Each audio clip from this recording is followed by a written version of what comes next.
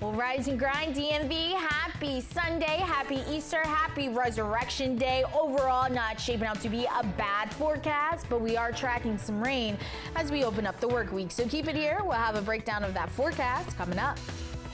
And this morning on DC News Now, repairing the Key Bridge in Baltimore, the first steps of a potentially years-long project, how long it will last, and how it could hit Maryland's economy. And the mother of a special needs student attacked at a DC charter school is speaking out. Hear her demands for the school's response to the violent incident. Plus, one Virginia state senator is calling for a budget do-over. The issues he says a new budget bill should prioritize. Coming up. You're watching the station covering all of the DMV. This is DC News Now. Good morning. You're watching DC News Now. I'm Haley Mylon. We'll get to our top stories in just a few moments, but first, look how gorgeous the National Cathedral is looking on this Easter morning. So much going on in the DMV. Brittany, we've got to get to you right away to find out how families at home should expect to prepare for Easter Sunday. Yeah, not going to be a bad day at all, Haley. We are going to be seeing mild temperatures out there with a mixture of sun and clouds through the afternoon. It's this evening. That will be the next chance for us to see a few showers roll their way into the DMV. So let's take a look at the temperatures right now. Still holding on to mild conditions across portions of the area. We're sitting at 50 degrees right now in the nation's capital, 47 as you head over there to Hagerstown, holding on to the upper 40s in Fredericksburg, Virginia. 51 is the current temperature there in Orange. Now, satellite and radar are showing you dry conditions. That's what we're dealing with as we head through much of the morning, but zooming satellite and radar out to show you the overall picture. We're keeping our eye out on this stalled cold front. This will be our problem as we head into the first half of the work week. Multiple waves of low pressure will begin to track along this. This will be bringing us some widespread rain across the DMV. So keep it here. We'll time everything out for you coming up. Thanks, Brittany. Our top story this morning, police in the district say one person is dead and 5 more are injured following a crash in Northeast on Friday night. Officials say it happened on I-295 near Nanny Helen Burroughs Avenue. Witnesses say a pickup truck was speeding when it crashed into another car, but police say the truck actually drove onto the right side of the shoulder, striking the guardrail before losing control and hitting a cement wall. The truck then went over the wall, crashed into another car, and burst into flames. The driver of the truck died at the scene after being trapped inside. The passenger was transported to the hospital in critical condition.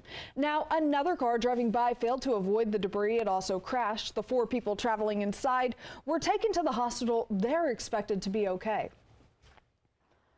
To Virginia, a man is in custody following a domestic-related fatal shooting yesterday in Mosby Woods. Officials say it happened around 8:30 p.m. on Vera Lane. The suspect's wife claims she was threatened by her husband, that's Wasudin Kiarshi. He threatened her and her kids, said he might have had a weapon. Following a report, officers began searching the area and found Mohammed Zakira of Fairfax dead inside of a vehicle on Willow Crescent Drive. He suffered multiple gunshot wounds. Kiarshi is facing multiple charges, including second-degree murder.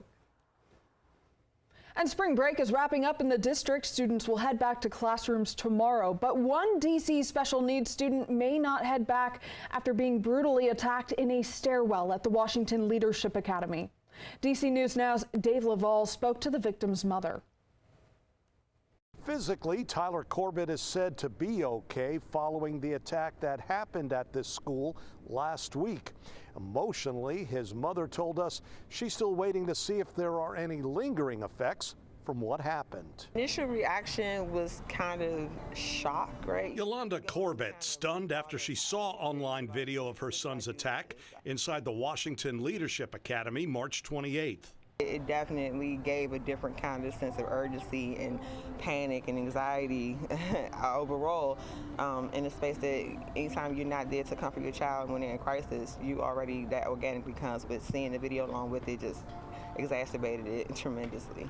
Corbett says Tyler is a 17-year-old senior and autistic. The attack by several people happened in a school stairwell.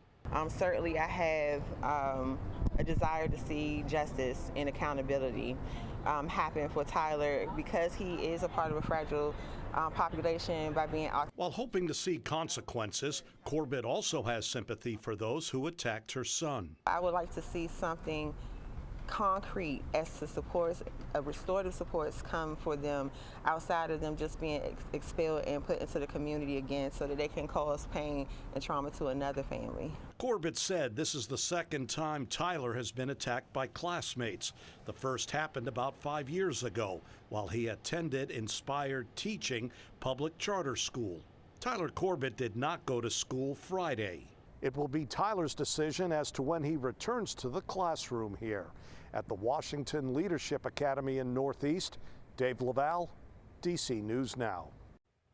Dave, thank you for that reporting. The video, of course, too gruesome to show on the air, but in a statement to DC News Now, Washington Leadership Academy says they're very disappointed in the violent incident that occurred on campus on Wednesday and are pursuing the strongest consequences allowable to hold those students accountable.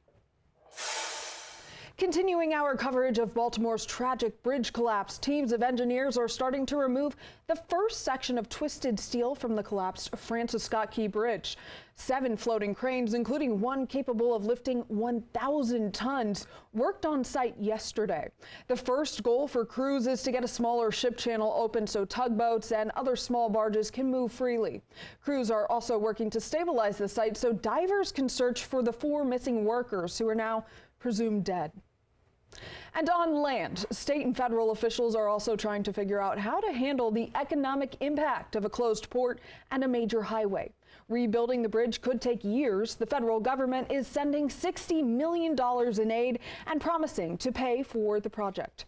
The port disruption will not only affect dock workers and communities, but also consumers like you who might see shipping delays on your goods.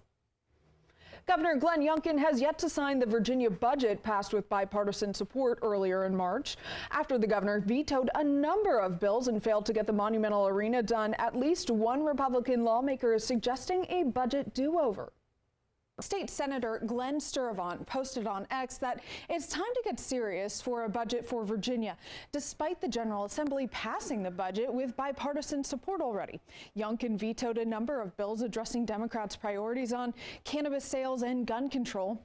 And following the Francis Scott Key Bridge collapse in Baltimore, Sturtevant wrote that the budget priority now must be the Port of Virginia. The hub will see much more activity as the Port of Baltimore is now inaccessible. The state senator suggested a special session to create a new budget. The governor does have line item veto power and can add funding through amendments. Now, Youngkin has said he won't sign a budget that includes tax hikes, as Republicans project that the proposed budget could add $2.6 billion a year in taxpayer burden. The biennium budget is set to take effect when the new fiscal year begins on July 1st. The White House is set to welcome as many as 40,000 people to this year's Easter egg roll. That's about 10,000 more people than attended last year's event. The event will be held on the South Lawn today and tomorrow. First Lady Jill Biden set a theme of egg-ucation. Education, but with eggs for this year's event. Kids' opportunities include a fossil dig and writing notes to first responders. Now, as the event is going on, here are some closures to be aware of. Bear with me. Let's see if any of these impact you. 15th Street to H Street to Upper Pennsylvania Ave closed, also closed. New York Ave from 14th to 15th. Then G Street from 14th to 15th, and the block of 14th to 15th on F Street also closed. And then 15th Street from Constitution Avenue to Upper Pennsylvania Ave will be closed. And keep in mind, no parking will be allowed there on those closed streets from around 6 a.m. to 7 p.m. So certainly something to look out for, plan around if you're going to be out and about in the district. With so much going on this Easter weekend, this week really, Brittany, we've got to get a look out at the weather. How can egg hunters and Easter enthusiasts plan for their day-to-day? You know, overall, shaping out to be not a bad start to our Sunday. Happy Easter, happy Resurrection, happy Sunday. DMV not looking too bad. Still going to be holding on to some patchy fog as we head into that 8 o'clock hour, but temperatures in the nation's capital holding on to the lower 50s, mid 50s by 9 o'clock. Still going to be holding on to partly cloudy skies, but we start to warm things up as we head into that 10 o'clock hour. So keep it here. We'll have a full breakdown of that Easter forecast and what to expect coming up. Brittany, thank you. The time now is 8:09. Still to come on DC News Now. National Public Health Week starts tomorrow. Details on one of the healthiest counties in the U.S., how it's continuing to teach people about community health.